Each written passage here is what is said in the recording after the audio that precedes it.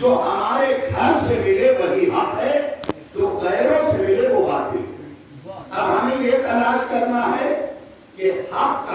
ملنا ہے، باطل کہاں سے حاصل کر سکتے ہیں؟ اس وقت باطل کے دروازے بہت کھلے ہوئے ہیں، حق کے دروازے کے متلاشی بہت کم۔ ضرورت اس بات کی ہے کہ ہم حق تلاش کریں۔ تو آیت اللہ حسین بروجردی انہوں نے عظیم کتاب تحریر کی حدیث پہ، جامع احادیث، جس کی 15ویں جلد سے اور صفحہ نمبر 589 سے میں ایک حدیث سنانے لگا ہوں آپ کو۔ من بدا بالکلام قبل السلام فلا تجیبو، رسول فرماتے ہیں کہ جو بھی اپنے بات کی ابتدا سلام کے بغیر کرے اسے جواب مت دو۔ ذرا سا بولیے گا، ہے خوش موضوع لیکن اس میں فضیلت نکالنے کی کوشش کی ہے، اسی کی طرف متوجہ رکھیے گا۔ رسول فرماتے ہیں من بدا بالکلام قبل السلام فلا تجیبو، جو بھی تمہارے سلسلے سے کوئی کلام کرے یا تم سے باتیں کرے اور سلام نہ کرے تو اس کے کلام کا جواب مت دو۔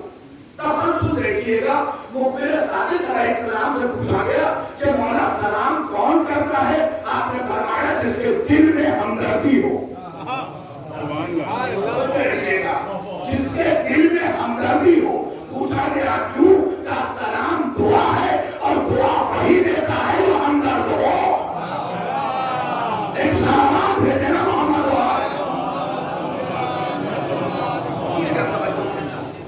دعا وہی دیتا ہے جو ہمدرد ہو۔ جس کے دل میں درد نہ ہو وہ آپ کو دعا دے نہیں سکتا۔ تو امام نے فرمایا کہ ہمدردی کی علامت سلام ہے۔ اس کا مطلب اگر کوئی شخص سلام نہ کرے تو بھلے چاہے جتنا ہمدرد ہو، دل سے وہ ہمدردی نہیں ظاہر کر پا رہا۔ اب سوال یہ پیدا ہوتا ہے کہ سلام وہ کرے گا جو ہمدرد ہو، تو آئیے قانون سلام بھی جان لیں۔ کیا ہر کسی کو سلام کرتے رہیں؟ یہ بھی تو ضروری ہے۔ کیا ہر کسی کو سلام کرتے رہیں؟ جو دکھے اسے سلام کر دیں؟ نہیں، سلام عام چیز نہیں ہے۔ معصوم کی حدیث ہے ان السلام اسم من اسماء اللہ، سلام اللہ کے ناموں میں سے ایک نام ہے، اور اللہ کا نام اتنا ہلکا نہیں ہے۔ ذرا سا متوجہ رکھیے گا، جو ہر کسی کے حوالے کر دیا جائے۔ اب سنیے طالب دین کا فطرہ، جب سلام اللہ کے ناموں میں سے ایک نام ہے تو پھر ہم جیسوں کے حوالے یہ لفظ کیوں کیا گیا؟ تو وہ کہتے ہیں کہ چونکہ علی تمام اسماء حسنہ کا ظاہر کرنے والا ہے۔ میں نے کہا ہے کہ اس سے بھی فضیلت نکلے گی۔ علی تمام اسماء حسنہ کا مظہر ہے، اس کے جتنے بھی وہ عظیم نام ہے اس کے مظہر کا نام علی ہے۔ تو چونکہ علی اس کے اسماء حسنہ کا مظہر ہے اور تمہارے دل میں علی ہے، اس لیے خدا نے یہ نام تمہارے حوالے کر دیا ہے۔ یہ نام تمہارے حوالے کر دیا تاکہ ایک دوسرے کو تحفتاً پیش کر سکو، تحفتاً پیش کر سکو۔ تو اب سوال یہ ہے کہ بھائی جب سلام کر لیا تو کیا سب کو کریں؟ نہیں۔ آئیے قرآن پڑھو، سورہ انعام۔ کون سا سورہ؟ سورہ انعام۔ یہ وہ سورہ ہے جسے 70,000 فرشتے لے کے آئے۔ کتنے فرشتے؟ 70,000 فرشتے لے کے آئے۔ اس سے اس کی اہمیت کا اندازہ آپ کو ہو جائے گا۔ یہ سورہ تنہا کی نہیں لے کے آئے بلکہ پورا ایک قافلہ تھا، اور یہ سورہ رسول تک پہنچا۔ اس میں آیت ہے 54 نمبر کی، جس میں خدا نے قانون سلام بتایا کہ ہر شخص قابل سلام نہیں۔ ہمارے معاشرے میں جس سے ضرورت اسے سلام، جس سے ضرورت اسے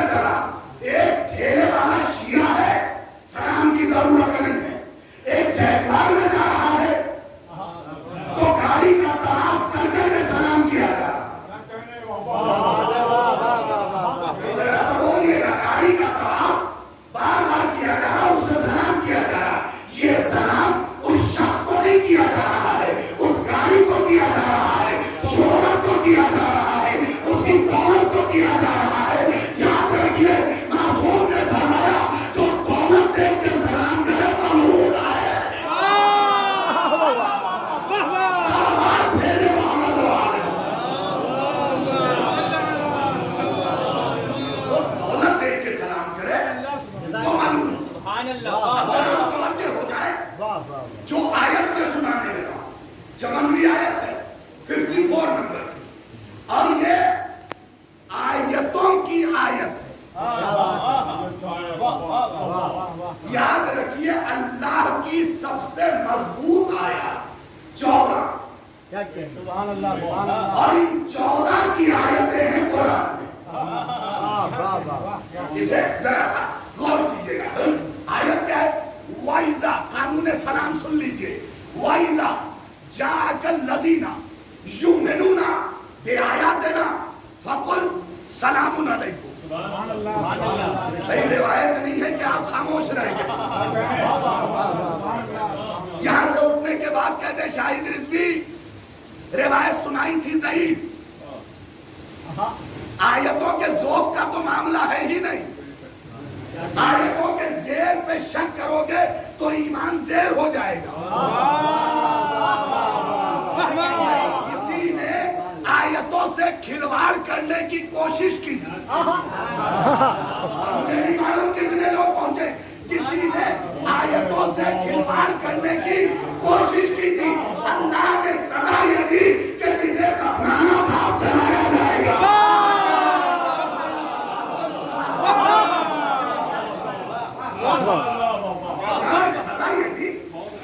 کہ جسے دفنایا جانا تھا اب اسے جلایا جائے گا۔ طریقہ کیا بنا قرآن کا؟ جو آیتوں سے کھلواڑ کرے گا وہ دفنایا نہیں جائے گا، جلایا جائے گا۔ بھائی خاموش قرآن کی آیتوں سے کھلواڑ کرو گے جب بھی جلائے جاؤ گے، اور بولتے قرآن کی آیتوں سے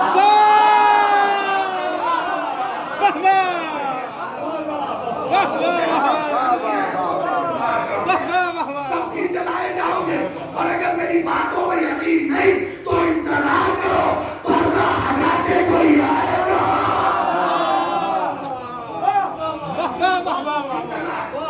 تمہاری آیت کیا ہے؟ وَإِذَا جَاءَكَ الَّذِينَ يُؤْمِنُونَ بِآيَاتِنَا فَقُلْ سَلَامٌ عَلَيْكُمْ۔ اللہ کہہ رہا ہے اپنے حبیب سے، اے احمد، محمود، مزمل، مدثر، طٰہٰ، یاسین، جب کوئی ایسا شخص آئے جو ہماری آیتوں پہ ایمان رکھتا ہو اسے سلام کرو۔ جو پیچھے بیٹھے ہوئے جو کرسی میں ہے وہ بھی ذرا توجہ سے سنیں۔ اللہ کہہ رہا ہے محمد، ایسا شخص جو ہماری آیتوں پہ ایمان رکھتا ہو اسے سلام کرو۔ اس کا مطلب سلام سب کو نہیں کیا جائے گا۔ خدا نے شرط رکھی ہے جو ہماری آیتوں پہ ایمان رکھتا ہو۔ اب چھٹے امام سے زمانے نے سلام کیا، مولا نے بتائیے کہ اللہ کی آیتیں کون سی ہیں؟ آپ نے فرمایا نہیں وہ آیات کو ہم چاہتا اللہ کی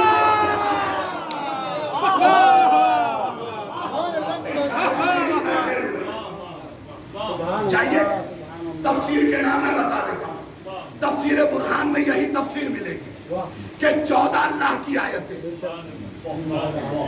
تعویل میں یہی تفسیر ملے گی کہ 14 اللہ کی آیتیں ہیں۔ اس کا مطلب سلام ہر کسی کے لیے نہیں ہے، جس کے دل میں 14 ہو۔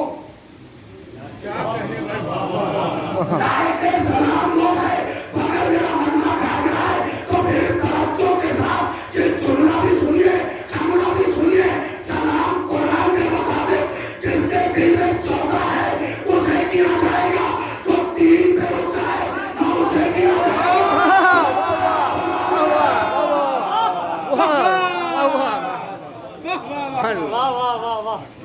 بنا لے، 20 بنا لے، 25 بنا لے، وہ بھی لائق سلام کسی قیمت پہ نہیں۔ سلام اسے کیا جائے گا جس کے دل میں 14 کی مودت پائی جاتی۔ آج کے بعد ہر کوئی سلام کے لائق نہ بچا، قرآن کی آیت نے بتایا۔ اسی لیے ہمارے مذہب کے بزرگان تیز تھے، وہ پہنچ جائیں گے، انہوں نے پہلے سلام کر رہا ہوں، وہ لائق سلام ہے۔ ہمارے مذہب کے بزرگان تیز تھے، انہوں نے دو چیزیں رکھی، ایک شریعت کا سلام رکھا، ایک تہذیب کے لیے آداب رکھا۔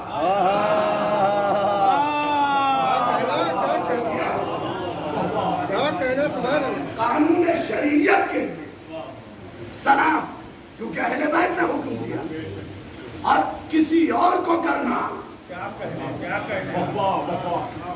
اس تہذیب کو سمجھیے کہ یہ دو چیزیں کیوں رکھی گئی۔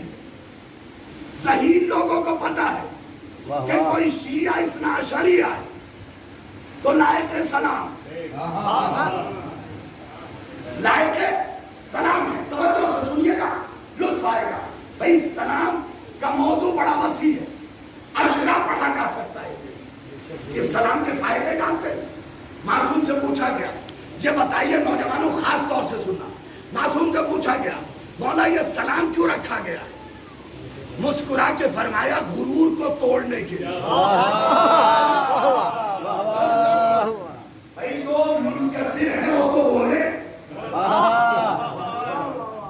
غرور سے میرا خطاب نہیں، جو منکسر ہے مزاج کے اعتبار سے وہ ذرا سا اپنی زبان کو جنبش دے دیں گے۔ یہ سلام کیوں رکھا گیا؟ غرور کو توڑنے کے لیے۔ اب سلام کیجیے اپنے امام کو، جس امام نے فرمایا کہ یسلم الراکب علی الماشی۔ علماء بیٹھے ہوئے ہیں، ان کے سامنے گفتگو کرنا چراغ دکھانے کے مترادف ہے سورج کو، لیکن فقرہ سنیے گا، غرور توڑنے کے لیے سلام رکھا گیا۔ سلام کیجیے اپنے امام کو جس نے تہذیب زندگی میں فرمایا یسلم الراکب علی الماشی۔ امام فرماتے ہیں کہ سواری پہ بیٹھا ہوا پیدل چلنے والے کو سلام کرے۔ پہنچ گئی بات، سواری پہ بیٹھا ہوا پیدل چلنے والے کو سلام کرے، اور یہ قانون بنا کے امام نے بتا دیا اگر سواری پہ بیٹھا ہوا پیدل چلنے والے کو سلام کر لے گا غرور کا خاتمہ ہو جائے گا۔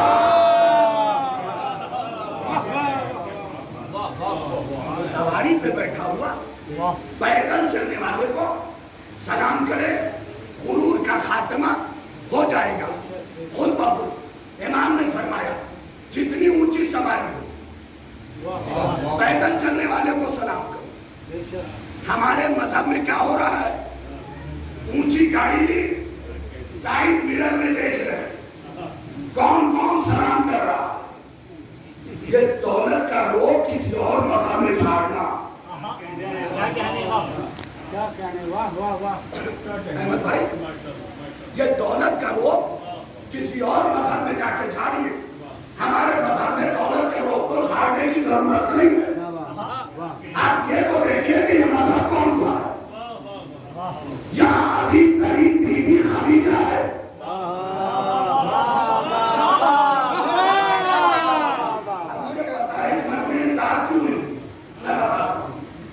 جو مجمع 2.5 مہینے 3 مہینے پہلے گوگل پہ ڈال کے یہ سرچ کرتا ہوں the most richest in the world، اور اٹامی کا نام آ رہا، بینک کا نام آ رہا، تو وہ مجھے کیسے بات دے گا؟ لیکن میں بھی شاہی دلجی ہوں، میرے جوانوں یہ یاد رکھنا خدیجہ کا تقابل کسی سے نہیں، بینک سے قرضہ لے کے امیر بننا۔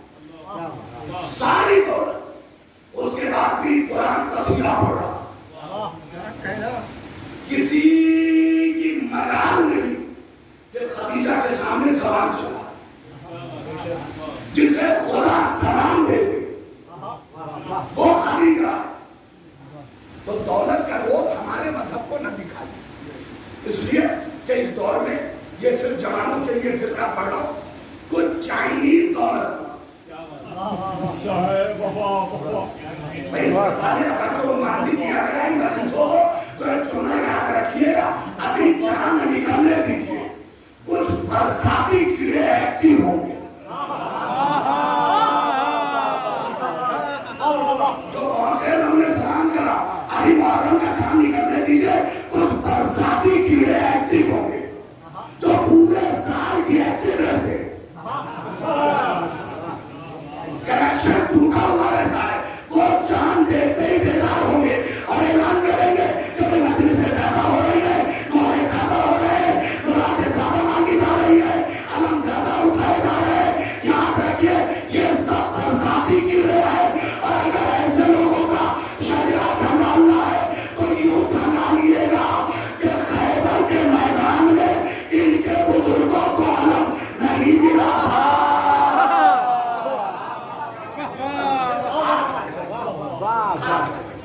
हदीस सुनिए जल्दी से, सलाम के मौजू पे एक और हदीस याद आ गई। किताब का नाम वसाइल शिया, राइटर हुर्रे आमली। क्या आलिम दीन खुदा की कसम, जाए इमाम रजा अलैहिस्सलाम के रोज़े में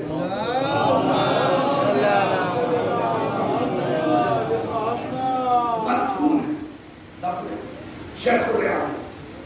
उनकी किताब वसाइल शिया जिल्द नंबर 10 सफा नंबर 227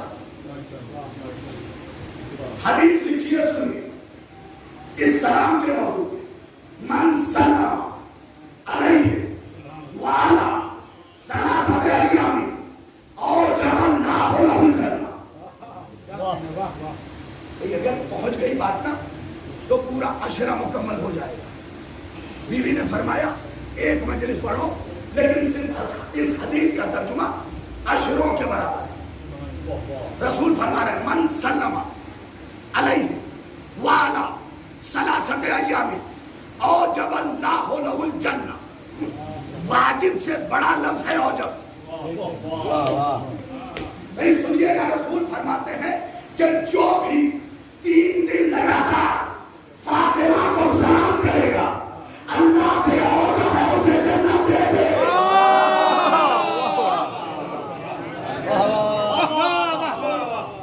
सुनिएगा तवज्जो के साथ, 3 दिन, कितने दिन?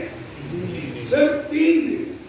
जो भी फातिमा को लगातार सलाम करे, अल्लाह पे वाजिब है उसे जन्नत दे दे। जो सलाम करे, तवज्जो किया होगा भाई, सलाम करना मुस्तहब, जवाब देना वाजिब। अगर किसी के सलाम पे फातिमा चेहरा मोड़े,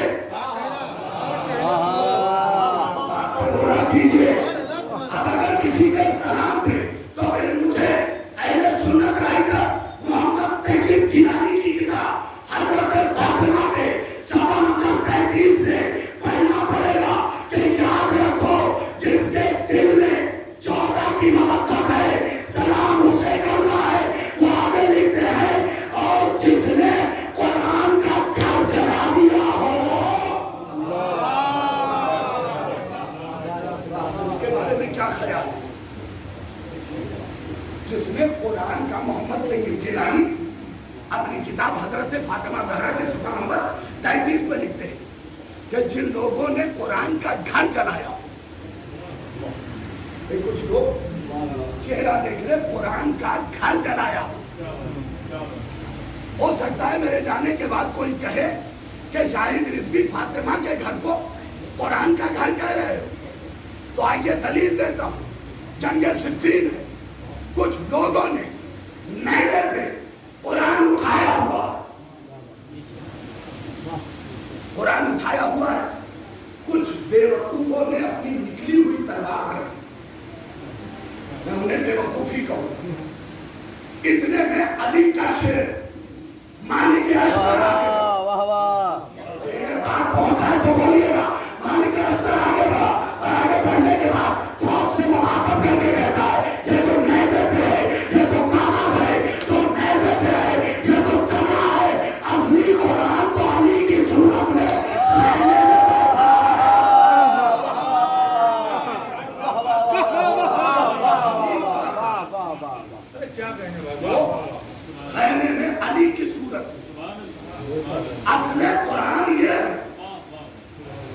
یہ تو ہمارے درمیان یہ تو ان کے قصیدے کی کتاب ہے جس میں ترنے کا شعر بھی ہے اور تبرے کی آیات بھی، کیونکہ معصوم نے فرمایا قرآن 4 حصوں میں نازل ہوا، 1/4 تبرہ، 1/4 تبرہ، 1/4 میں نصیحتیں اور 1/4 پرانی قسم۔ اس کا مطلب آدھا قرآن تمنا اور تبرہ پہ۔ اب پڑھتے رہی آیت ہے۔ میں تو حضور ایک جگہ مجلس پڑھنے گیا احمد بھائی، پرچے میں دیکھا چیلون کی مجلس کے بعد 100 سے زیادہ قرآن کی سال۔ میں بہت حیرت میں تھا کہ بھئی شیعہ مذہب میں بہت چیلون پڑھ چکا، 40ویں کی مجلس پڑھ چکا، 100 قرآن سے اوپر تو میں نے آج تک دیکھا ہی، 20 قرآن 10 قرآن تو بخشوا تو دیا، لیکن طبیعت چونکہ مولوی والی تھی، میزبان کو پکڑا۔ میں نے کہا حضور 100 قرآن پڑھے گئے، آپ لوگ لائق مبارکباد ہیں۔ تو انہوں نے کہا نہیں مولانا غوثیہ میں پڑھوایا تھا۔ مرحلے تک پہنچ گئے، میں انہیں سلام کر رہا ہوں، غوثیہ میں پڑھوایا تھا۔ بڑی طبیعت الجھ گئی، خدا کی قسم اندر سے جھنجھناہٹ بڑھ گئی۔ میں نے کہا اچھا اب دن یہ آ گیا کہ ہمارے مذہب والے غیروں سے قرآن پڑھائیں گے۔ یاد رکھو ہر کسی کا پڑھا ہوا قرآن لائق احترام نہیں ہے، اسی لیے معصوم نے فرمایا تھا ربا تعلیم قرآن اور قرآن یعلم ہو، کچھ قرآن پڑھنے والے وہ ہیں جن پہ قرآن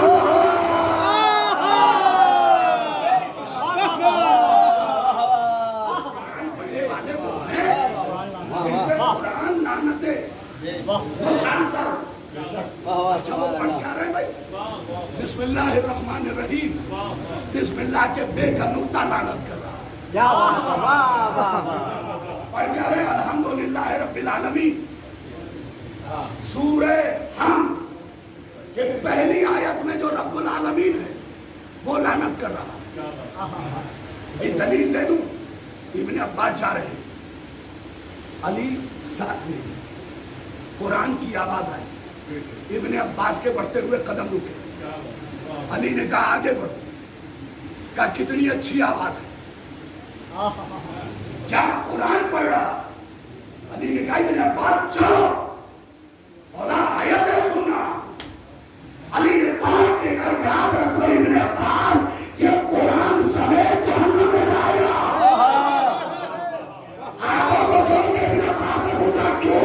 کہا اس کے دل میں علی کی محبت نہیں ہے۔ اہل بیت سے اس کا دل خالی ہے۔ یاد رکھیے کوئی بھی عمل کیجیے اگر مودت اہل بیت نہیں ہے تو قابل قبول نہیں۔ پہلے مودت اہل بیت کو دل میں بسائیے، اور دل میں بھی نہیں، علماء موجود ہیں اس لیے لفظ کہہ رہا ہوں، مودت اہل بیت کو قلب میں جو فوار ہے وہاں رکھیں، اس لیے کہ علی کی مودت دل میں نہیں، دل میں جو فوار ہے۔ اور جب آپ دل کو چیریں گے تو اس میں اللہ نے ایک کان رکھا ہے۔ میرے معبود اگر کان ہی رکھنا تھا تو 2 رکھ دیتا، یہ ایک کیوں رکھا؟ عجب نہیں آواز قدرت ہے، ہم 2 کان دے کے دیکھ چکے ہیں، تم ادھر سے سنتے ہو ادھر سے نکال دیتے ہو۔ اہل بیت کے معاملے میں ایک کان دیا تاکہ جو سنو وہ دل میں باقی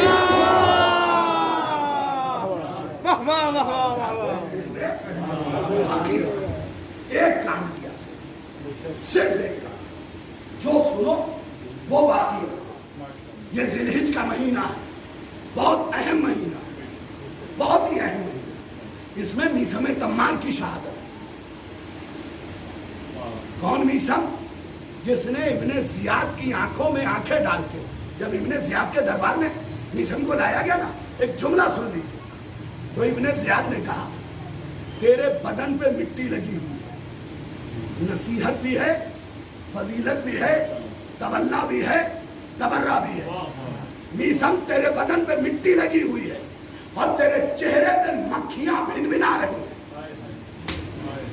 میسم نے ابن زیاد کی آنکھوں میں آنکھیں ڈال کے کہا یہ تو خراب شجرے والوں کی پرانی عادت ہے مومنوں پہ تہمت لگانا۔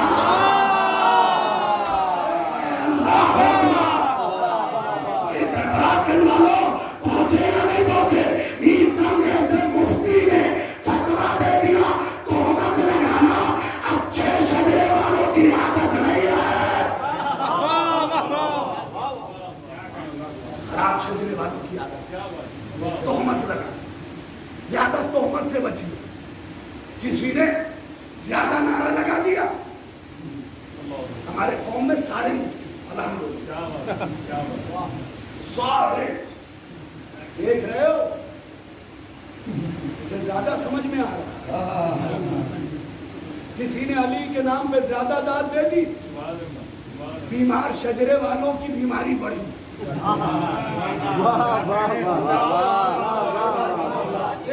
پوری محفل کھڑا ہو کے داد دے رہا تھا، بھئی ہر آدمی فرائض پہ کھڑا بھی نہیں ہو سکتا، کیونکہ علماء نفسیات سے پوچھئے جس کے خون میں جتنی گرمی ہو گئی۔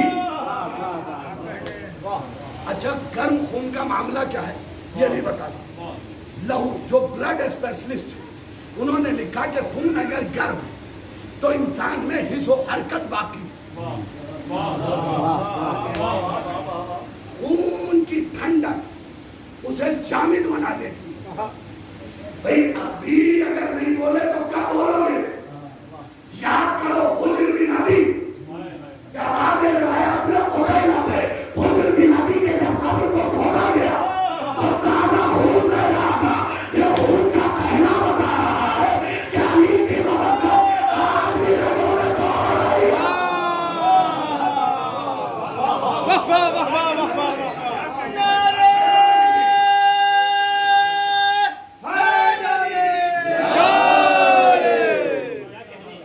کسی پر تہمت نہ لگائیے، یہ میسم جیسے مفتی نے فتویٰ دیا۔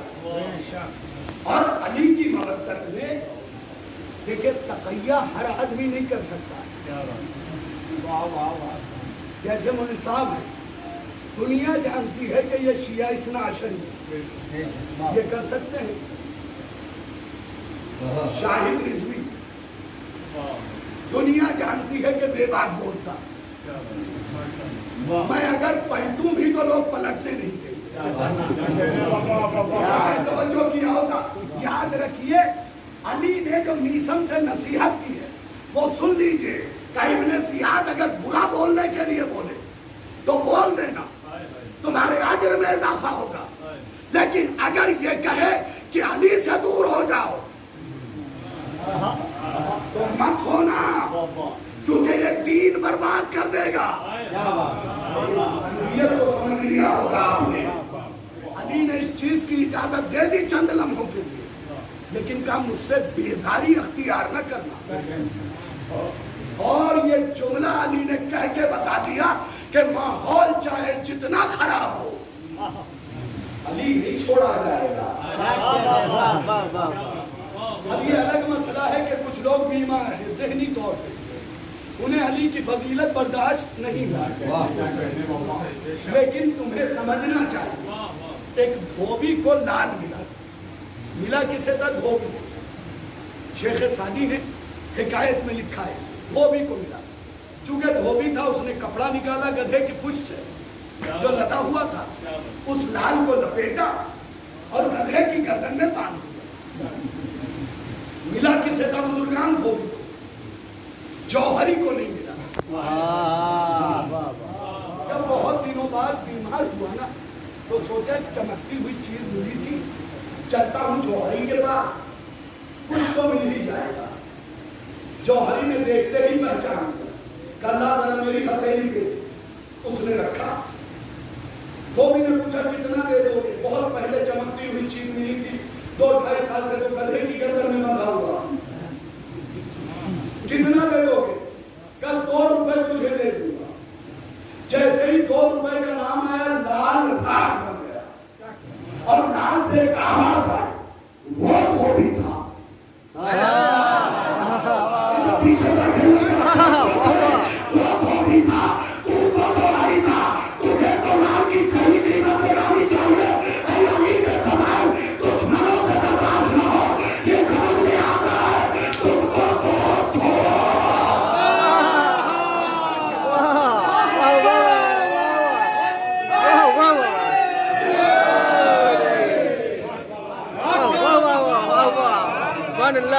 کچھ لوگوں کو نعرے سے بھی الرجی ہے، نعرے کا بھی جواب نہیں دیتے، کیوں؟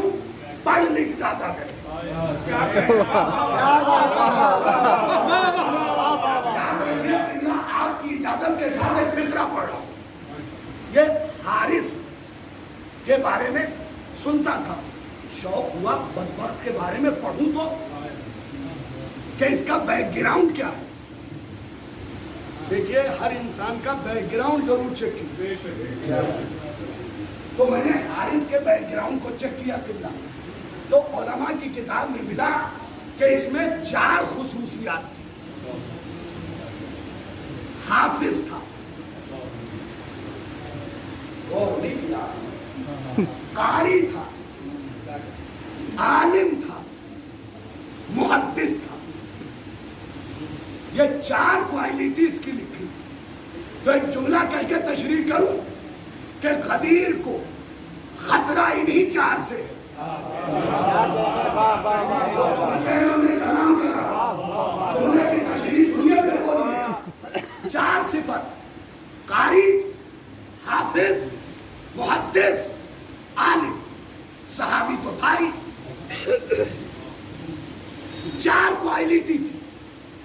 قاری سے غدیر کو اس لیے خطرہ ہے کہ اگر دل اہل بیت سے خالی ہے تو قرآن کی لعنتیں ہیں۔ محدث سے اس لیے خطرہ ہے کہ زید بن ارقم جیسا شخص یہ کہہ دیتا ہے کہ مجھے حدیث قدیر یاد نہیں۔ کاش توجہ کیا ہو۔ قاری سے خطرہ یوں، محدث سے خطرہ یوں۔ اب سن لیجئے گا توجہ کے ساتھ، عالم سے کیسے خطرہ ہے؟ جو علم 14 کے علاوہ کسی اور کا معروف کر دے۔ اب اگر کوئی فخر الدین رازی کی تعریف کرتا ملے، نہیں کیا، اب اگر کوئی ابن عربی کی تعریف کرتا ہو تو سمجھ لیجئے غیروں سے معروف ہے۔ جس کے پاس علی جیسا دروازہ موجود ہے، سامنے فخر الدین رازی کی حقیقت کیا ہے، اسے تو غیروں نے بھی امام المشککین لکھا ہے، شک کرنے والوں کا امام۔ ان کا کل کمال یہ تھا کہ آپ ان کی کتاب کو یقین کے ساتھ لے کے بیٹھے اور شک کے ساتھ ہو۔ اس سے زیادہ تشریح نہیں کر سکتے۔ یہ 4 صفت تھی۔ اچھا قرآن پڑھ کے آیا تھا، کیوں؟ ابو جہل نے محمد عربی سے کہا تھا کہ اے محمد اگر یہ بات ہوئی ہے تو اللہ سے کہو مجھ پہ پتھر گرائے یا سخت عذاب دے۔ یہ میٹنگ کر کے آیا تھا کہ آیت ہے قرآن میں۔ کیا ابو جہل نے کہا پتھر گرا؟ آباد قدرت آئی نہیں گرا سکتا محمد، اس لیے کہ تم ان کے درمیان میں ہو۔ تو حافظ تھا، آیتیں پڑھا ہوا تھا، کہہ کے گیا تھا کہ ابھی غدیر کے معاملے میں محمد کو جھوٹا ثابت کر دوں گا، کیونکہ جب تک محمد ہے عذاب نہیں آئے گا۔ ادھر اس نے عذاب مانگا، اللہ نے کہا وہ بات اور تھی، یہ بات میں نہیں چھوڑوں گا۔ اس لیے کہ غدیر بڑی اہم چیز ہے۔ فن اگر آپ خطبہ پڑھیں غدیر کا، ایک بات یہاں جو بیٹھے ہوئے شیعہ ہیں ان پہ ضروری ہے اپنے بچوں کو خطبہ غدیر سنائیں، پھر ترجمہ بتائیں۔ بچوں کو ابھی سے غدیر ہی بنائیں، کیونکہ غدیر بھول جانے کا نام ہی عاشورہ ہے۔ تو غدیر میں ایک لفظ سنیے، شعراء بھی موجود ہیں، علماء بھی موجود ہیں، کہنا توجہ چاہتا ہوں، جو عالم ہے ان سے خصوصی طور پہ توجہ چاہتا ہوں۔ لفظ یہی ہے خطبے کا، فَلْيُبَلِّغِ الْحَاضِرُ الْغَائِبَ۔ رسول فرماتے ہیں کہ بس تم پہ ضروری ہے کہ جو موجود ہیں وہ غائب تک غدیر پہنچائیں۔ آپ خاموش رہے، کوئی مسئلہ نہیں۔ اگلا جملہ سنیے اور اپنی ذمہ داری سمجھیے۔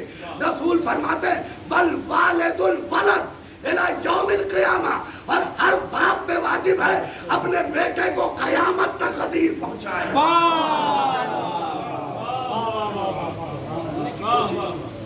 ضروری نہیں کہ آپ دادا، ہر باپ پہ ضروری ہے، واجب کہ اپنے بیٹے کو قیامت تک غدیر پہنچائے. آگے کا ایک جملہ سن لیجئے، نبی نے فرمایا الا ان آباؤہم ہم السفہاء الغافون واخوان الشیاطین. خدا کے لیے ایک بار جا کے آپ بھی پڑھیے گا تو لطف آئے گا، میں زور نہیں لگاؤں گا. اب دیکھنا ہے بلا کا کتنا زور ہے. نبی نے فرمایا سنو میرے صحابیوں، پاگل وہ نہیں جو سڑک پہ گھومے، پاگل تو وہ ہے جو علی کو نہ مانے. خدا کے لیے توجہ کیجیے گا. ہمارے عالم سے پوچھا گیا جو سڑک پہ گھوم رہے وہ پاگل نہیں ہے، کبھی وہ پاگل نہیں ہے، وہ تو بیمار ہے جو علی دیکھ کے بھی علی نہ مانے، پاگل وہ ہے.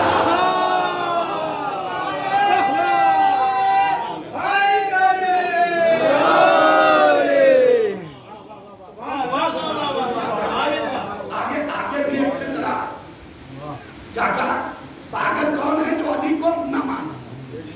تو آج کے بعد جو سڑک پہ گھومے اسے دیوانہ نہ کریے گا، وہ تو مریض ہے. دیوانہ وہ ہے جو علی دیکھ کے نہ مانے، علی کے فضائل سن کے نہ مانے.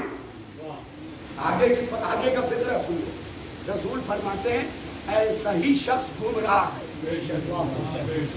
اب اس جملے پہ توجہ چاہیے، خصوصاً علماء کی شورا اور اچھے سامنے کی.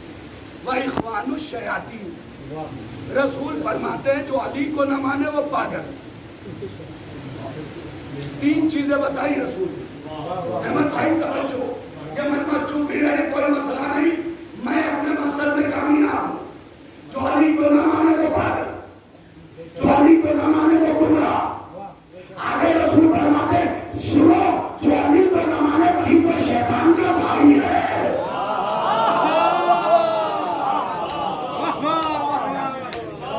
آج قرآن کی آیت کی تفسیر مکمل ہوئی تو اللہ نے کہا تھا شیطان سے جا مال میں بھی شریک ہوگا، اولاد میں بھی شریک. چلا کہ منکر غدیر کے ہاں شرکت شیطان ہے، منکر غدیر کے شرکت شیطانی ہے. آپ کہیں گے قبلہ غدیر پڑھ رہے ہیں، اس سے سلام کا کیا تعلق؟ تو بھئی آپ کرو نا، خطبہ غدیر دینے کے بعد لال خیمے میں علی کو بٹھا کے نبی نے کہا دیکھو کوئی بھی آدمی جانے نہ پائے جب تک علی کی بیعت نہ کرے اور امیر المومنین کہہ کے سلام نہ کرے.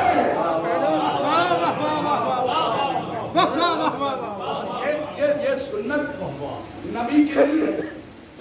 جائیے کتابوں کا مطالعہ کیجیے.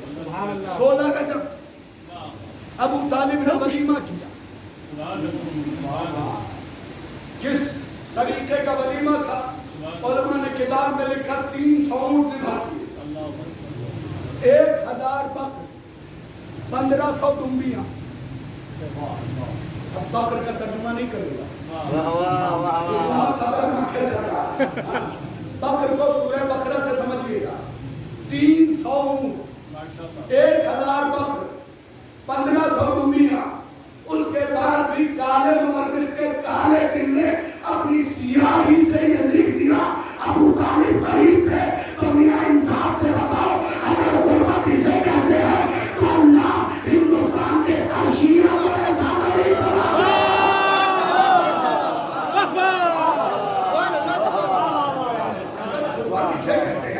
کیونکہ بھائی سے ہٹ کے یہ فقرہ پڑھوں گا، سن لیجئے گا.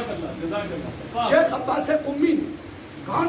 رئیس المحدثین، جنہوں نے مفاتیح لکھی. وہ لکھتے ہیں کہ جس اونٹ پہ بیٹھ کے وہ علی سے لڑنے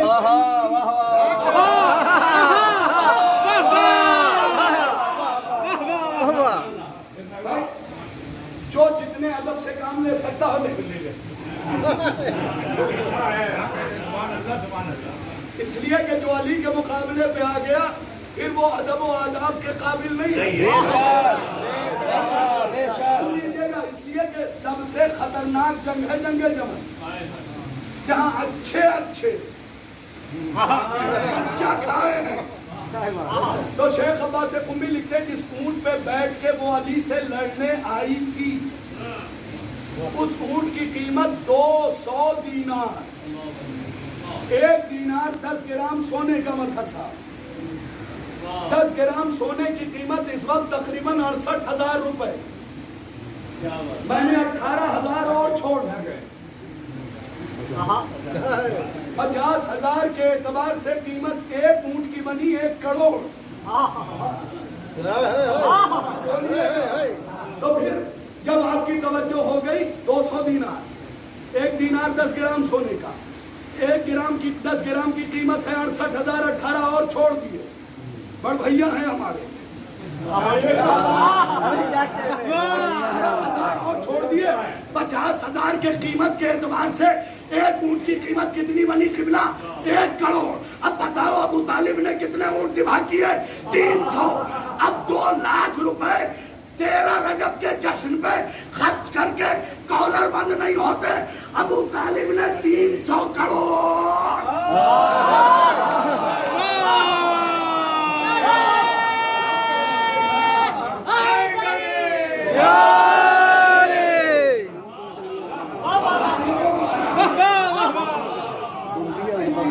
کی قیمت کیا نکلی؟ 300 کروڑ. ایک کی قیمت 1 کروڑ. اب 5 لاکھ شعبان میں خرچ کر کے شیروانی کھلی جا رہی ہے کہ ہم نے 5 لاکھ خرچ کیے. بھیا جسے مورخ نے غریب لکھا، میں نے صرف اونٹ کی قیمت نکالی ہے، بکر کی نہیں، تنبیوں کی نہیں، 10,000 رتل روٹی کی نہیں، اور 3 دن کھلایا ہے ابو طالب نے. خدا کے لیے توجہ کیجئے گا. تو جس پہ بیٹھ کے وہ علی سے لڑنے آئی وہ 1 کروڑ. بھئی یہ رومال ہے 300 روپے. ٹھیک ہے، میں نے اس رومال سے علی کے روزے کی 40 سال کی. سرفراز گنج والوں قیمت لگاؤ. پورا سرفراز گنج کہے گا اب قیمت کہاں سے لگائیں؟ یہ کپڑا علی کی زلیل سے نہ سو گیا تو بھائی جو چمن میں آئی اس کے اونٹ کی قیمت تو نہ دے گی. ابو طالب نے اونٹ کی نہیں لگے گی.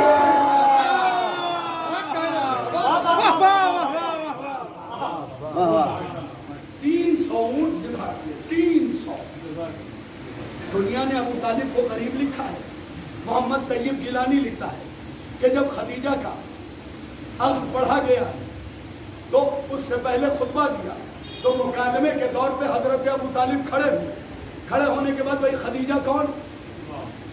شیعوں نے لکھا 70,000 اونٹ حبشہ شام سفر پہ رہتے تھے. سنیوں نے لکھا 80,000. شیعوں نے لکھا 4,000 کنیزوں کے بال سچے موتیوں سے سجائے گئے. سنیوں نے لکھا 6,000. دونوں خیموں کی بات سنا رہا ہوں. ہمارے والوں نے لکھا کہ خدیجہ کے جانور جہاں باندھے جاتے تھے وہ میخیں سونے کی. کیا سنیوں نے لکھا وہ میخوں کے ساتھ ساتھ جہاں وہ کھانا کھاتے تھے وہاں بھی چاندی اور سونے کے اوراق سے کام کیے تھے. پھر شیعوں نے لکھا 10,000 اونٹ سرخ آنکھوں والے تھے. سنیوں نے لکھا 30,000 تھے. اب جسے جو گھر ماننا ہو مانے. خدیجہ کی دولت کا اندازہ تو ہو گیا نا. اب سنیے جس خدیجہ کا نکاح ہے اس کے سامنے مثال کے طور پہ اگر لکھنؤ میں 4 کروڑ پتی بیٹھے ہوئے اور شاہد رضوی گاڑی روک کے چاروں کی طرف دیکھ کے پوچھے بولو کیا چاہتے تو پورا لکھنؤ کہہ دے گا بھائی یہ کروڑ پتی سے آگے کی چیز ہے. تو ان سے کہہ رہا کیا چاہیے. اب سنیے محمد طیب گیلانی لکھتا ہے کہ جب خطبہ نکاح ختم ہوا تو جناب ابو طالب کھڑے ہوئے. کھڑے ہونے کے بعد کہتے ہیں میں محمد کے قبیل اور کبیر کی حیثیت سے پوچھتا ہوں بتاؤ خدیجہ کیا چاہیے.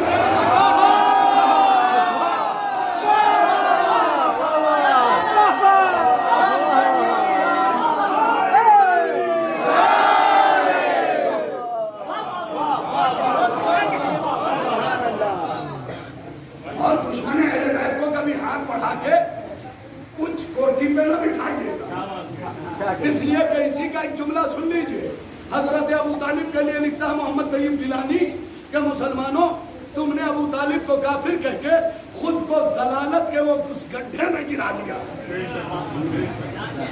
خیروں کا جملہ سنا رہا ہوں, سن لیجیے گا. تم نے ابو طالب کو کافر کہہ کے خود کو ضلالت کے گڈھے میں گرا دیا. اب تم اچھل کے نکلنا بھی چاہو تو نکل نہیں سکتے. میں جملے پہ دال مان نہیں رہا, تم نے جواب دیا, شکریہ. وہ کہتا تم نے ابو طالب کو کافر کہہ کے خود کو ضلالت کے گڈھے میں گرا دیا ہے, اب تم اچھل کے نکلنا بھی چاہو تو نکل نہیں سکتے. اور اگر کوئی عزت دار ہاتھ بڑھا کے تمہیں نکالنا چاہے گا تو تم عزت دار نہیں بنو گے, وہ ذلیل ہو جائے گا.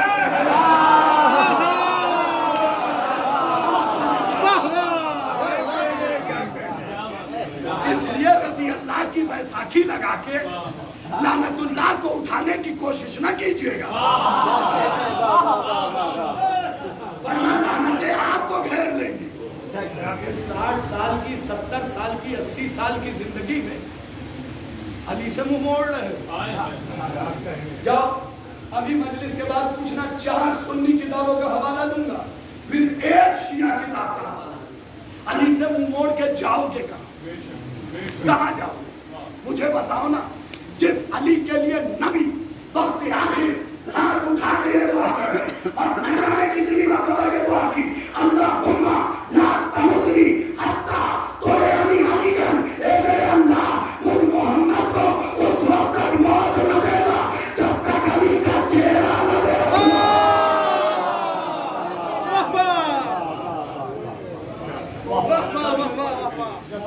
کن چکروں میں پڑے علی کے فضائل برداشت نہیں ہوتا. خدا کی قسم اپنے آپ کو ٹٹولو, اس لیے کہ علی نہ ہوتے تم عزت دار نہ ہوتے. اس علی نے تمہیں عزت دی, اتنے سے ہو پھر بھی عزت کی نگاہ سے دیکھے جا رہے ہیں. اس کا مطلب کسی کا ہاتھ تمہارے سروں پہ ہے. آپ کو بربادی کے دہانے پہ نہ لے جاؤ. ابھی محرم کا چاند نکلے گا, کچھ نیتا جی کھڑے ہو جائیں گے.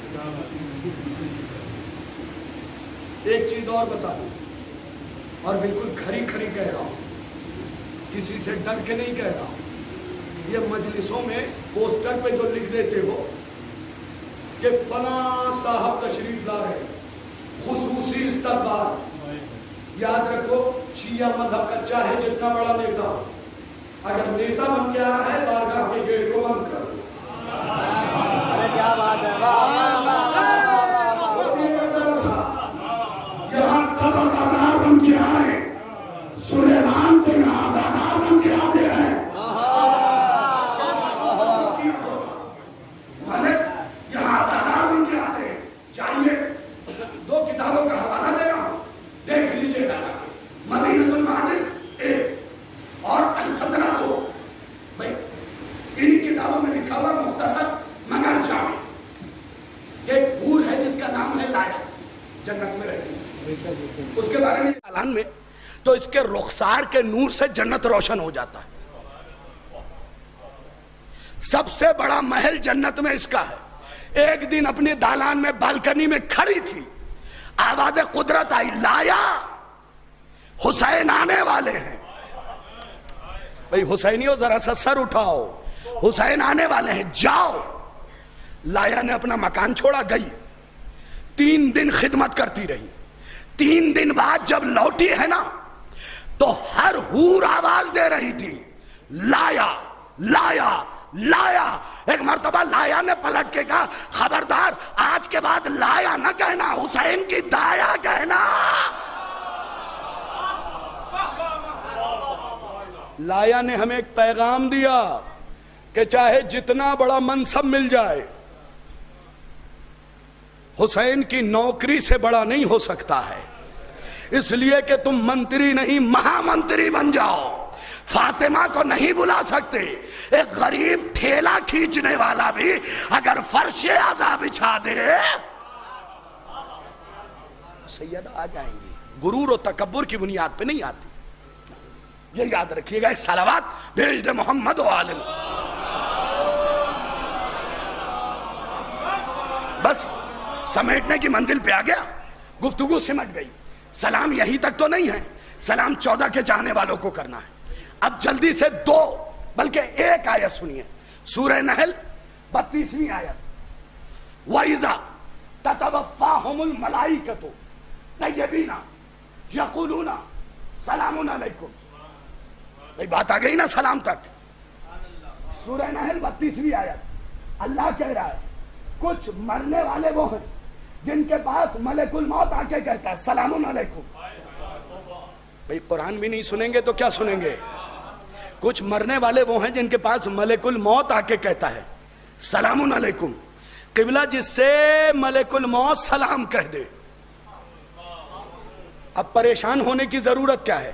لیکن سورہ محمد نے آواز دیا. شاہد رضوی ادھر بھی تو دیکھو, کون سی آیت؟ سورہ محمد کی 27ویں آیت. اللہ کہہ رہا ہے وَيَضْرِبُونَ وُجُوهُهُمْ وَأَدْبَارُهُمْ. کچھ مرنے والے وہ ہیں جن کے رخسار پہ ملک الموت موت دینے سے پہلے تھپڑ ہی تھپڑ مارتا.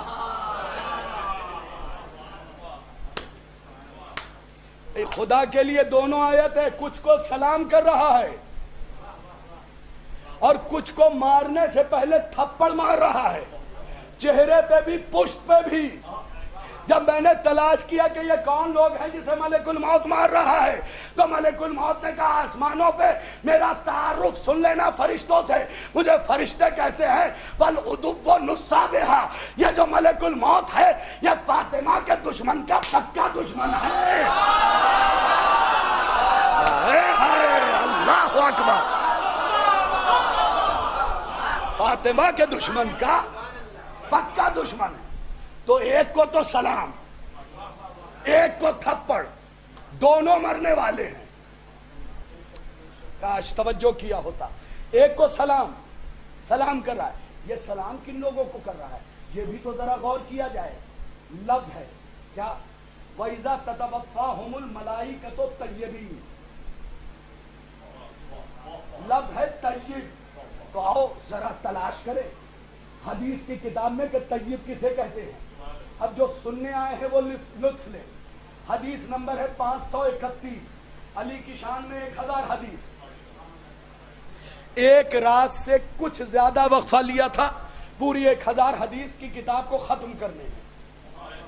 اسی سے ایک حدیث سنا رہا ہوں.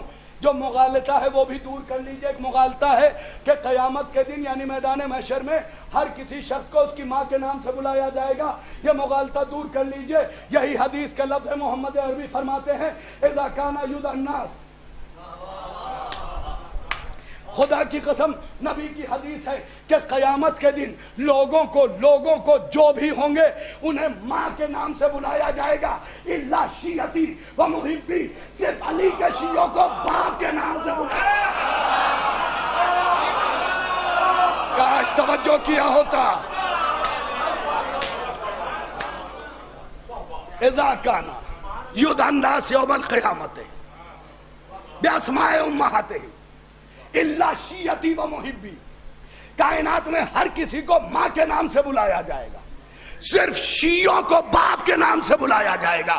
جب معصوم سے پوچھا گیا مولا کیوں, کہ اس لیے کہ وہ طیبین میں سے ہیں, ان کی ولادت پاک ہیں. اس کا مطلب میدان محشر میں باپ والے صرف علی والے ہوں گے. بھئی یہ سادگی سے میں نے پڑھ دیا ہے. بقیہ سب کو ماں کے نام سے بلایا جائے گا, صرف علی والوں کو باپ کے نام سے.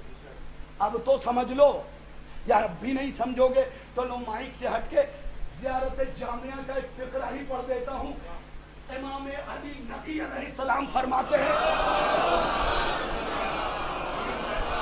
یہ حدیث ذہن میں رہے گی تو یہ فقرہ تفسیر کرے گا اس کی.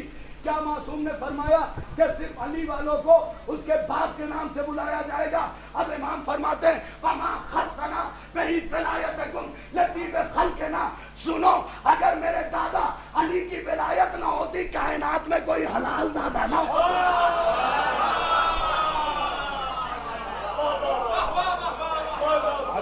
اگر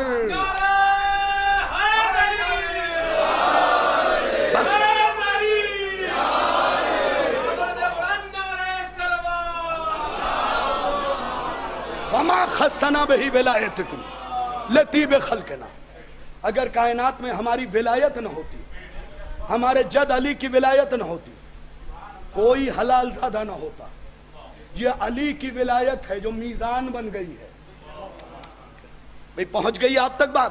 تو بس 2 جملوں میں سن لیجئے. سلام 14 کے ماننے والوں کو کیا جائے گا، کسی اور کو نہیں کیا جائے گا. ان تک آداب ہی رکھیے، اس لیے کہ یہ وہ لوگ ہیں جن کی کٹائی ہونی ہے. اور ملک الموت کے دشمن سے دوستی نہ کیجئے گا. بھئی بات تو میں نے پڑھ دی ہے، ملک الموت کے دشمن سے دوستی نہ کیجئے گا. اب فقرہ سن لیجئے جلدی جلدی. امام نے 20 افراد کو سلام کرنے سے منع کیا. کتنے افراد کو؟ 20 افراد کو سلام کرنے سے منع کیا ہے. ابھی تک جہاں تحقیق پہنچی ہے. 5ویں امام فرماتے وَلَا تُسَلِّمُوا عَلَى الْيَهُودِ وَلَا عَلَى النَّصَارَى وَلَا عَلَى الْمَجُوسِ وَلَا عَلَى عَبْدِ الْأَوْثَانِ. معصوم فرماتے یہودیوں کو سلام نہ کرو. جب میں نے کتابوں کو پلٹنا شروع کیا ایک جملہ ملا، اگر پہنچ جائے تو دعاؤں سے نواز دیجئے گا. یہودیوں کو سلام نہ کرو.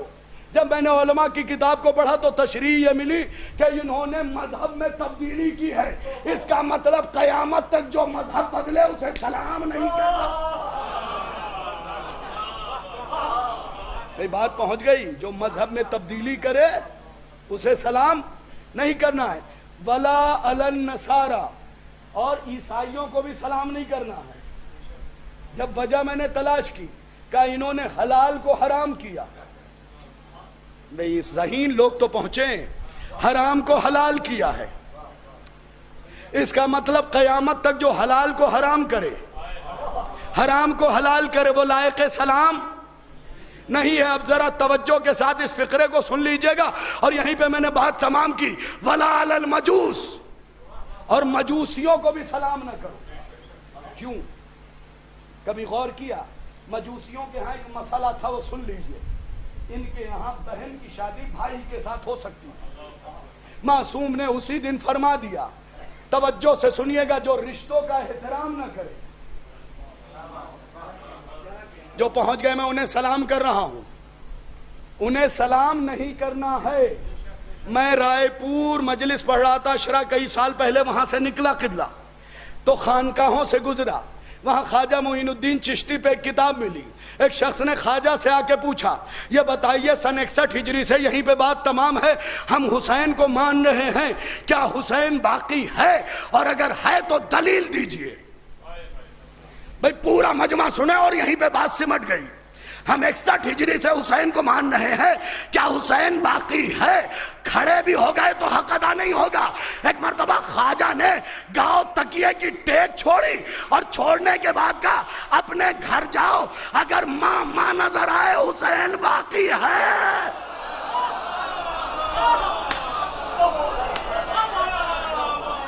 خدا کے لیے توجہ کیا ہو. فقرہ سن لیجئے گا پھر بولیے گا. فقرہ کیا تھا؟ اگر ماں نظر آئے حسین ہے. 3 جملے انہوں نے اور بولے. ماں نظر آئے حسین ہے، تولا ہے یہ. ماں نظر آئے حسین ہے، بہن دکھائی دے. بھئی جو پہنچ رہے ہیں میں انہیں سلام کر رہا ہوں، حسین ہے. خالہ نظر آئے حسین ہے. جنہوں نے تاریخ پڑھی ہے 4تھا فقرہ، پھپھی دکھائی دے. اب جو باہر بیٹھے وہ بھی ذرا توجہ کر لیں. ماں نظر آئے حسین ہے، بہن دکھائی دے حسین ہے، خالہ نظر آئے حسین ہے، پھپھی دکھائی دے حسین ہے. اور اگر رشتوں کے آئینے میں یہ سب عورت دکھائی دے پھر یزید ہے. صلوات بھیجے محمد و آل محمد. بس بات سمٹ گئی. ایسے تو 16 باقی رہ گئے، تقریباً 17.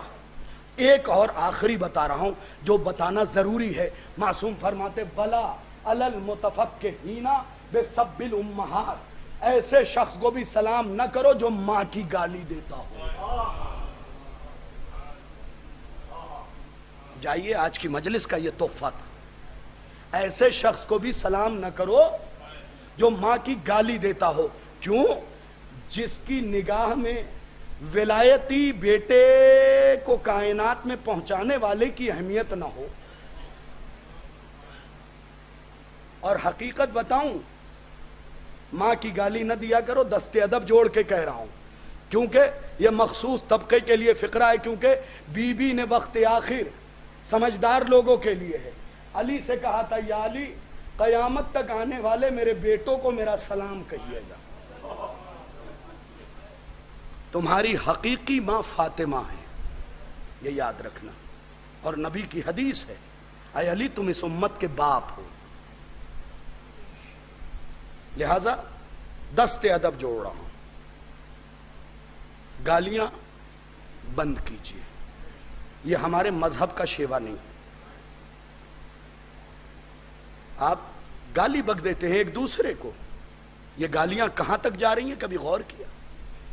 دست ادب. معافی چاہتا ہوں. معصوم کا قول ہے، وَلَا عَلَى الْمُتَفَقِّهِينَ بِسَبِّ الْأُمَّهَاتِ، جو ماں کی گالی دیتا ہو اسے بھی سلام نہیں کر. بات میں سمیٹ چکا. ایک شخص کے ایصال ثواب کی مجلس چہلم ہے، خدا کی قسم میں نے سوچا کہ کیوں نہ سلام سے شروع کیا جائے اور سلام پہ ختم کیا جائے. 2 جملے 3 جملے مولا حسین کے اور السلام آخر حضرت عباس کا. میں نے خود کتابوں میں یہ فقرہ دیکھا ہے کہ بی بی سیدہ ایک دن جب درج عصمت میں حسین تھے تو آپ نے وضو کے لیے چلو میں پانی لیا. حسین کی آواز آئی، السلام علیک یا اماں انا ابنک عطشان، اماں پیاسے بیٹے کا سلام.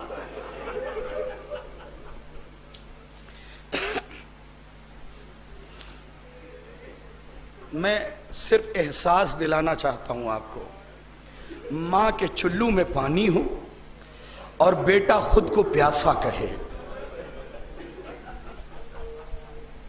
کیسے سیدہ نے صبح کے نماز کے لیے وضو کیا نہیں پتا، لیکن فضہ کہتی ہیں کہ دن بھر روتی رہی فاطمہ.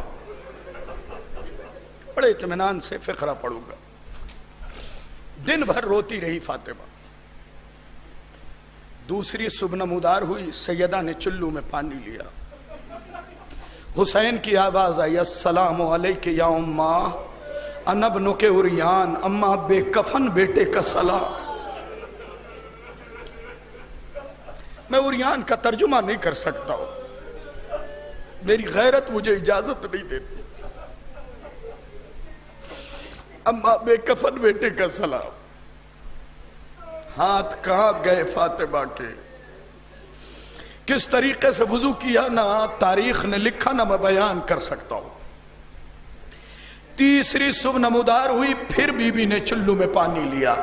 آج ایک عجیب آواز آئی، السلام علیک یا اماں انا ابنک سحقان، اماں اس بیٹے کا سلام جسے پیس دیا جائے گا.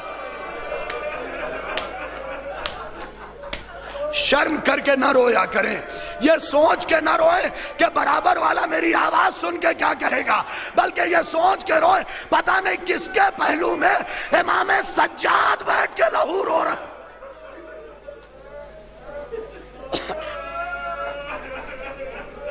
اماں اس بیٹے کا سلام جسے پیس دیا جائے گا. کبھی سحقان کے معنوی معنی دیکھنا، اصطلاحی معنی دیکھنا. چکیاں تو دیکھی ہیں نا، یہ لفظ کہاں بولا جاتا ہے یہ بتا رہا ہوں. چکیاں تو دیکھی ہے نا، اس کے درمیان سے جو دانہ ڈالا جاتا ہے اور چاروں طرف سے جو پس کے نکلتا ہے اسے سحقان کا لفظ دیا جاتا ہے. تو مجھے کہہ لینے دیجئے، ارے اتنے گھوڑے دوڑے تھے جس میں حسین کے اوپر العظمت للہ. اسی لیے تو زیارت ناہیہ میں امام آخر کو یہ کہنا پڑا، میرا سلام ہو اس کے اوپر جس کی دائیں طرف کی پسلیاں بائیں طرف کی. العظمت للہ. خدا آپ کو کسی غم میں نہ رلائے. ماں کو سلام بھی کیا ہے تو اس عنوان سے, لیکن ہاں درج عصمت سے آواز تو آئی, اماں پیاسے بیٹے کا سلام, اماں بے کفن بیٹے کا سلام, اماں اس بیٹے کا سلام جس کو گھوڑے کے سم پیس ڈالیں گے. ایک اور سلام دکھاؤں کربلا میں. عباس زین سے زمین پہ آ چکے ہیں. نہ بخل کر کے نہ رویا کریں, ایام ازاں نے دستک دے دی ہے, سیدہ کو راضی کرنا ہے. ہمارے معصوم فرماتے ہیں کہ والدین کو چاہیے اپنے بچوں کو رونا سکھائیں. علماء نے لکھا کہ بچوں کو بتایا کریں علی اکبر کے سینے پہ برچھی کیسے لگی,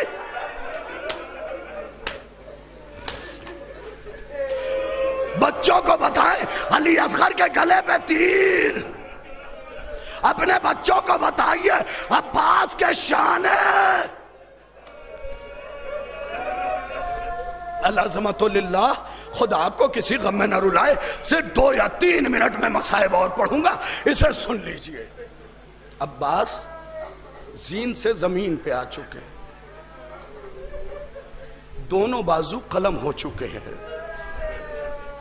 سید مہدی بحرالعلوم نے جو تحریر فرمایا اور بیان کیا ہے وہ تو یہ ہے کہ عباس کے بازو بھی کٹ گئے تھے اور دشمنوں نے پیر بھی کاٹ ڈالے تھے. قطعہ یدے و رجلے دونوں لفظ ہے, ہاتھ بھی کٹے پیر بھی کٹے. میں زیادہ طویل عریض نہیں بیان کروں گا. زندگی میں پہلی زیارت تھی میری, عباس کی اصلی قبر کو دیکھنے کا موقع مل گیا تھا. میں آپ سے بتاؤں کہ جتنی قبریں میں نے دیکھی اس میں سب سے چھوٹی قبر اصل میں عباس کی ہے. اتنا بکھر گیا تھا میرا غازی کہ سجاد نے اس لاشے کو چننے کے لیے چٹائی کا استعمال.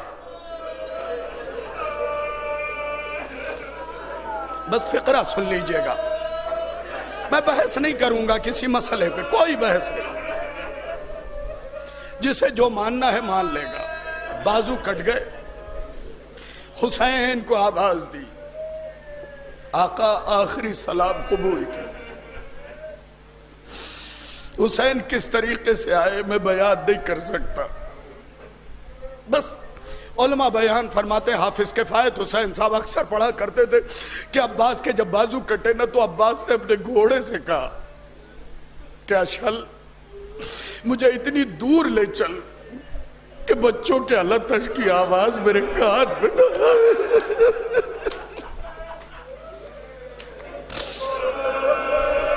جو بزرگ ہیں انہوں نے حافظ کفایت حسین صاحب کا نام سنا ہوگا اور مصائب کے حوالے سے جانتے بھی ہوں گے.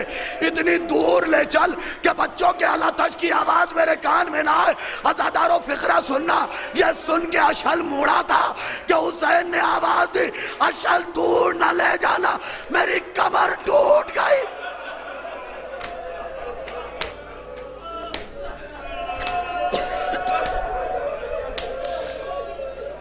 دور نہ لے جانا. میرا غازی زین سے زمین پہ آ گیا. بس 2 یا 3 منٹ. حسین آئے, بڑی آہستگی سے یہ فقرہ میں پڑھتا ہوں. حسین آئے, علماء بیٹھے, حسین کے قدموں کی آہٹ سن کے عباس نے کہا واہ غربتا, واہ غربتا, ہائے میری غربت. حسین کے ہونٹ ہلے.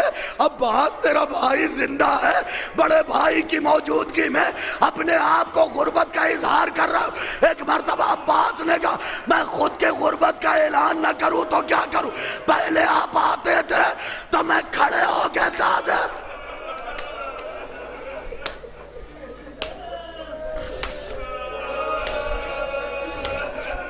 آقا سید و سردار, آج میں کروٹ بھی نہیں لے پا رہا ہوں. اب حسین دوڑے, میں صرف غربت کا ایک جملہ علامہ نجم الحسن قراروی نے ذکر العباس میں لکھا ہے کہ عباس کے سر پہ ایسا گرز پڑا تھا کہ مغز سر نکل کے کاندھوں پہ آ گیا تھا. میں نے پڑھ دیا، آپ نے سن لیا. کبھی سوچا کہ جس کا مغز نکل آیا ہو اس سر کو حسین نے اٹھا کے زانوں پہ.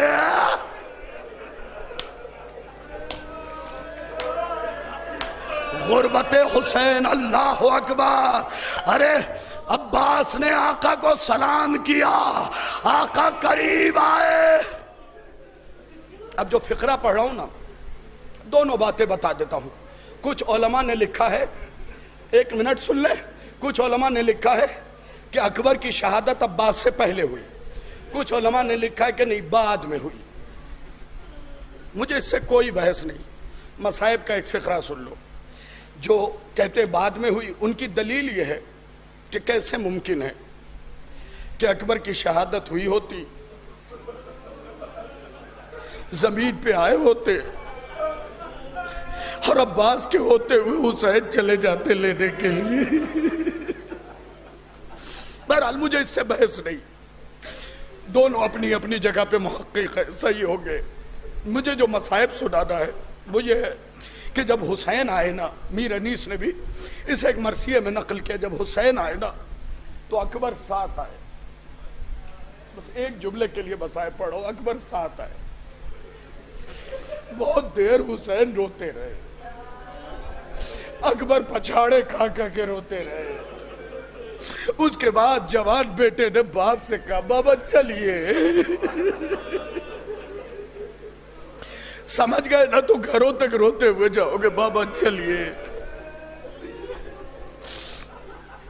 حسین کی غربت سنیے گا، میں اس مصائب کو بڑی آہستگی سے پڑھتا ہوں. بابا چلیے. حسین نے کہا اکبر تم جاؤ، اکبر تم جاؤ. ایک مرتبہ کہا بابا چلیے نا، اب خیمے کی طرف چلیے. کہا اکبر تم چلے جاؤ، آخری فقرہ ماتم کر لینا اس فقرے پہ. ایک مرتبہ اکبر نے کہا بابا چلیے. پلٹ کے کہا اکبر کہاں نہ جاؤ. کہا بابا چلا تو جاؤں گا، اگر زینب پھوپھی نے پوچھا حسین کہاں ہے تو کیا جواب دوں گا. حسین نے سر جھکا کے کہا زینب سے کہہ دینا حسین لاش عباس پہ مر گیا.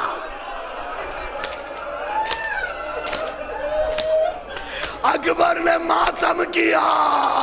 اے بابا یہ کیا کہہ رہے ہیں. حسین نے کہا جس کا جوان بھائی عباس کی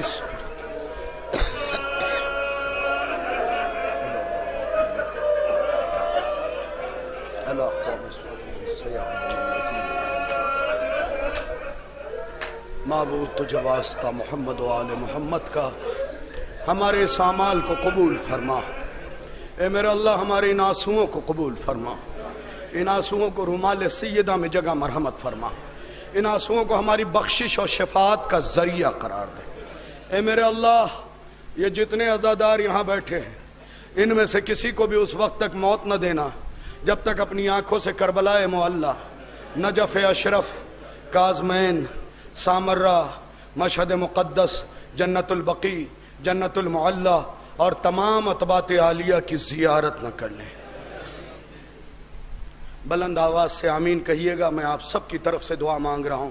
اے میرے اللہ جب زیارت کے شرف سے مشرف کر لینا تو ہمارے کان کو اس قابل بنا دینا کہ قبر میں بھی ہم اپنے امام کی آواز کو سن سکیں. اے میرے اللہ ہماری زبان میں وہ صلاحیت پیدا کرنا کہ ہم اس آواز پہ لبیک کی آواز کہہ کے اپنی قبر سے کھڑے ہو سکیں. دعاؤں کو روک کے تلقین بھی کرتا ہوں، نصیحت بھی کرتا ہوں. دیکھو غیبت کے دور میں دو دعاؤں سے رشتہ نہ چھوڑنا. ایک دعائے عہد، ایک دعائے غریق. ضرور بھی ضرور پڑھا کرو.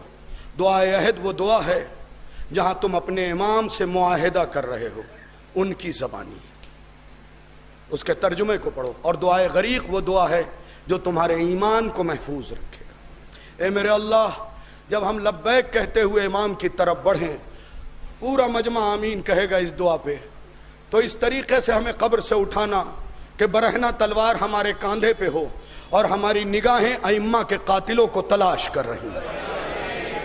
اے میرے اللہ ہمیں حجت کے اس لشکر میں رکھنا جو قتل ائمہ کا بدلہ لینے والا لشکر ہے۔ اے میرے اللہ، جس مرحوم کے ایصال ثواب کے لیے مجلس منعقد کی گئی ہے اسے جوار معصوم میں جگہ عنایت فرما، اس کے لغزشوں کو درگزر فرما، اس کے صغیرہ و کبیرہ کو معاف فرما۔ اے میرے اللہ، ان کے اہل خانہ کو صبر عطا فرما۔ اے میرے اللہ، تجھے واسطہ محمد و آل محمد کا، تجھے واسطہ شہداء کا، تجھے واسطہ صادقین کا، تجھے واسطہ صالحین کا، تجھے واسطہ کروبین کا، تجھے واسطہ نبیین کا، تجھے واسطہ مومنین کا، تجھے واسطہ ہر اس شے کا جو تیری نگاہ میں عزیز ہے۔ میرے اللہ، یہ جتنے عزادار بیٹھے ہیں ان کے گھروں میں برکت نازل فرما، نحوستوں کو دور فرما۔ اے میرے اللہ، ہمارے قلب میں معرفت اتار دے۔ اے میرے اللہ، ہمیں امام حسین علیہ السلام کا حقیقی نوکر بننے کی توفیق عنایت فرما۔ اے میرے اللہ، ہمیں عزا و عزاداروں کی خدمت کی توفیق دے۔ اے میرے اللہ، تجھے واسطہ محمد و آل محمد کا، تجھے واسطہ شہداء کا، تجھے واسطہ ائمہ کا، اے میرے اللہ، اے میرے اللہ، اے میرے اللہ، تجھے واسطہ ہر اس شے کا جو تیری نگاہ میں عزت دار ہے۔ میرے اللہ، ہمیں عمل کی توفیق دے اور اس سے پہلے مضبوط عقیدہ قلب میں مستقر فرما۔ اے میرے اللہ، تجھے واسطہ محمد و آل محمد کا کروڑ دعا کی ایک دعا، وارث امام زمن کے ظہور میں تعجیل فرما، ہمیں ان کے آوان و انصار میں شمار فرما، پرچم اسلام کو سربلند فرما، پرچم کفر و نفاق کو سرنے کو فرما۔ ملتمس ہو ایک مرتبہ سورہ الحمد اور 3 مرتبہ سورہ اخلاص کی تلاوت فرما کر مرحوم عظیم حسین ابن علی حسین صاحب کی روح کو